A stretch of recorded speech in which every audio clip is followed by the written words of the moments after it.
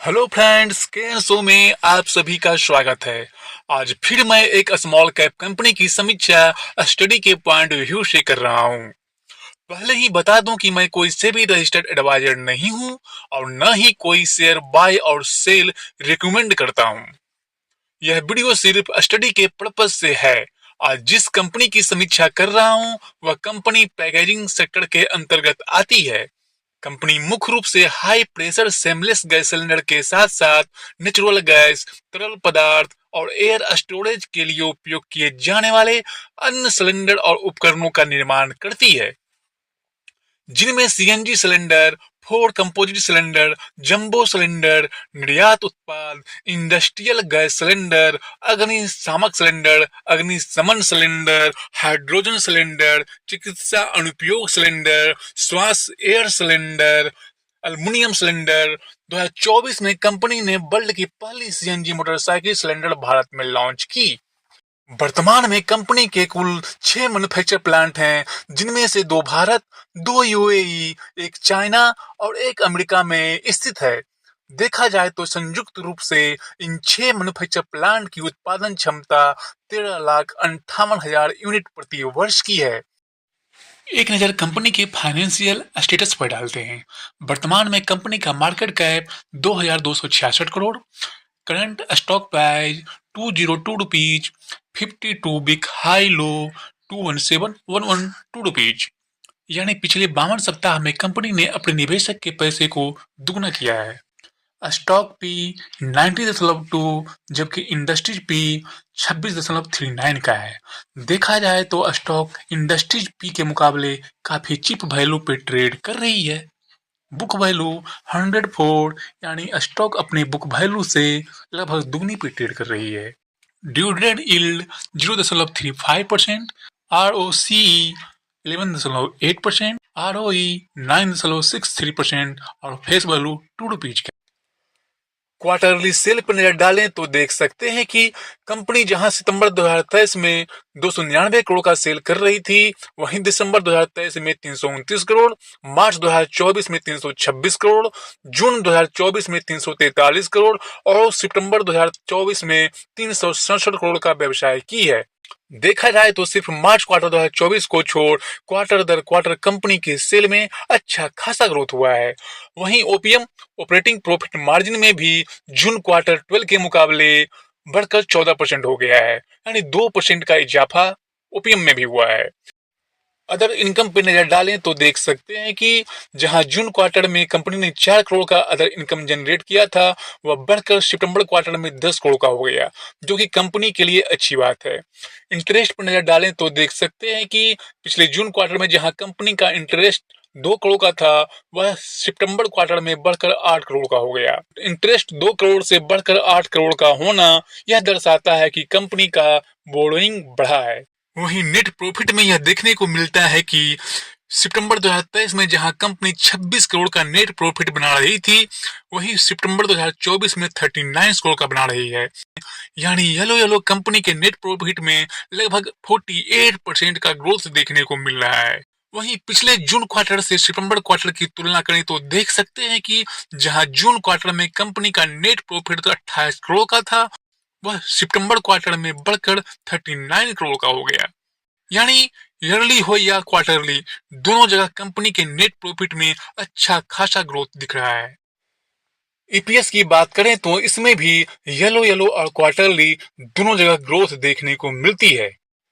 Yellow yellow company के profit loss statement पर डालने से यह पता चलता है कि जहां कंपनी मार्च 2023 में 76 करोड़ का नेट प्रॉफिट जनरेट कर रही थी, वहीं मार्च 2024 में यह बढ़कर 98 करोड़ और आने वाले मार्च 2025 की बात करें तो यह नेट प्रॉफिट 116 करोड़ हो सकता है।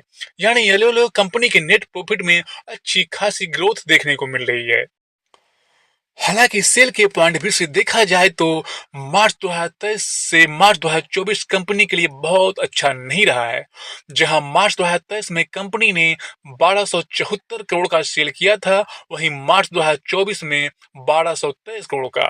पर मार्च 2025 में कंपनी के सेल में ग्रोथ दिख रहा है, जो कि 1365 करोड़ हो सकता है। आइए एक नजर कंपनी के कंपाउंडेड सेल ग्रोथ पर डालते हैं।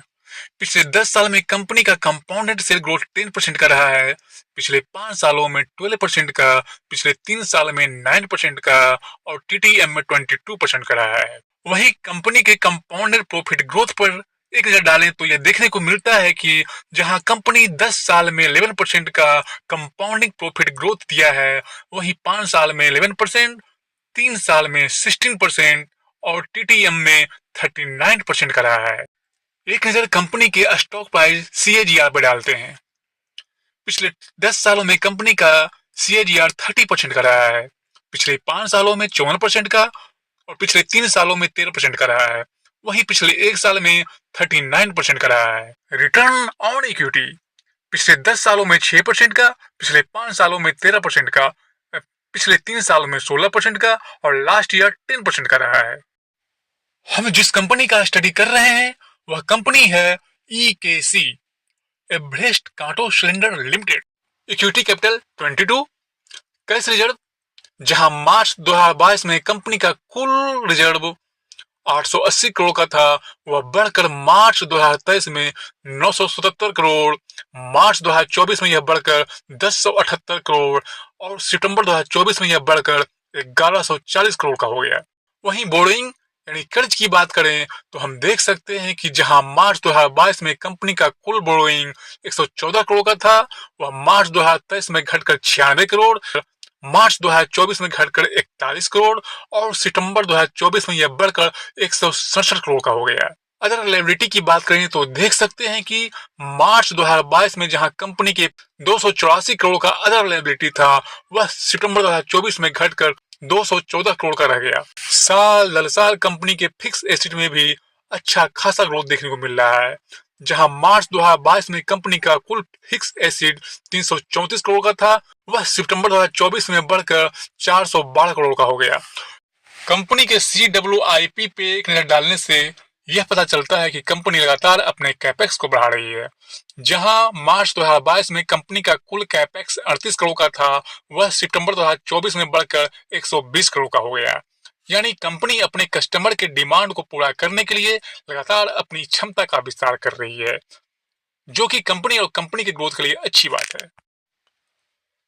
कंपनी के इन्वेस्टमेंट को देखें तो यह पाते हैं कि कंपनी का इन्वेस्टमेंट भी येलो बढ़कर 61 करोड़ का हो गया है। वहीं कंपनी के अदर एसेट में भी अच्छी खासी ग्रोथ देखी जा सकती है। एक नजर कंपनी के रेशियो पर डालते हैं।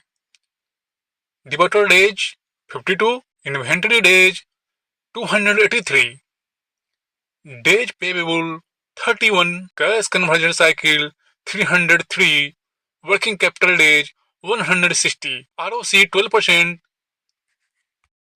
कंपनी के कैश फ्लो पर नजर डालने से यह पता चलता है कि कंपनी 30 करोड़ का नेट कैश फ्लो जनरेट कर रही है, जो कि कंपनी के पॉइंट व्यू से पॉजिटिव है। कंपनी के शेयर होल्डिंग पैटर्न की बात करें तो हम देख सकते हैं कि जहां प्रमोटर के पास 67.38% का स्टेक है, वहीं एफआई के पास 1.40% का और डीआई के पास 0.07% का स्टेक है। वहीं पब्लिक के पास 31.16% का स्टेक है। वर्तमान में फंडामेंटल स्तर पर कंपनी अच्छी खासी ग्रोथ करती दिख रही है, जो कि कंपनी के स्ट्रेंथ को दर्शाता है। फंडामेंटल स्तर पर कंपनी के स्टडी के बाद थोड़ा टेक्निकल स्तर पर स्टॉक को जानने की कोशिश करते हैं और देखते हैं कि चार्ट पर क्या कोई कहानी बन रही है। तो हाँ, टेक्निकल स्तर पर चार्ट में बड़ी कहानी बनती दिख रही है। चार्ट पर स्टॉक ने परफेक्ट राउंडिंग बॉटम बनाया है और लगातार हायर हाई हायर लो बना रहा है। 165 स्टॉक का मजबूत सब, जबकि अपसाइड की बात करें तो वर्तमान प्राइस से 300 और थोड़ा 1 से 1.5 साल का लंबा नजरिया है, तो यह स्टॉक 400 के प्राइस को भी दिखला सकता है। यानी कि कंपनी अपने निवेशक को करंट प्राइस से 2x का रिटर्न दे सकती है, वर्षते यहां से निफ्टी में कोई बड़ी गिरावट न हो। स्टडी के पॉइंट व्यू से यह वीडियो कैसा रहा, आपके फीडबैक का हमें इंतजार रहेगा। Thank you for watching this video. Comment, like, share and subscribe. Thank you.